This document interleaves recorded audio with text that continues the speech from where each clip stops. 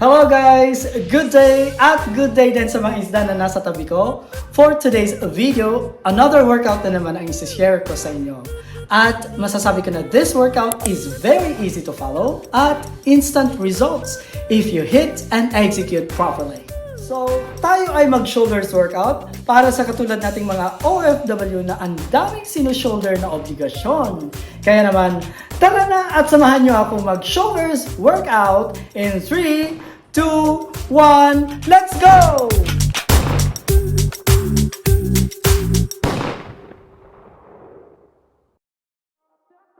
So let's begin with single arm lateral raise using cable machine. To perform this workout, select a weight that you can lift using one shoulder. Maintain good posture, push your chest forward, and pump. Then reach across your body and grab the stirrup with your outside arm. This workout improves shoulder strength and targets middle, anterior, and posterior heads. 12 reps, 3 sets here.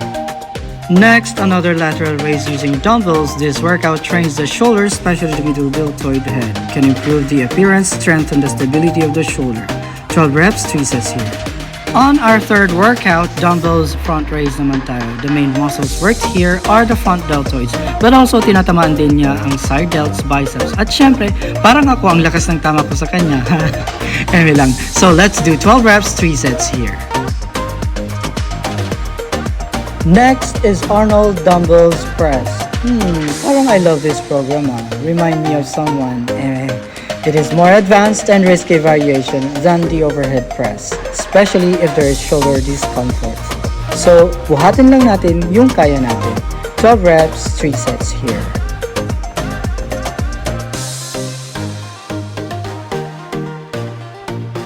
Down to the second to the last program, kaya naman mag-combine workout tayo. Rear delt machine at cable ropes. This workout targets the rear delt ng shoulders. Kailangan mas massive at mas explode ang whole shoulders. After natin sa rear delt machine, diretso na tayo sa cable machine. The ropes target multiple muscles group yet isolate the lat and rear delt. So both 12 reps and 3 sets here.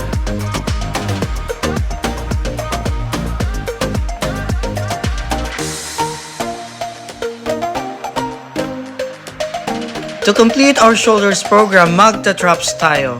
Traps exercises are strength training exercises that target the traps muscles. These exercises can help you build bigger traps, improve your posture, and provide strength for Olympic weightlifting moves such as deadlifts. Done with our workout for today. Huwag kalimutan i-like, share, and click the notification bell para updated ka sa mga videos ko. Salamat!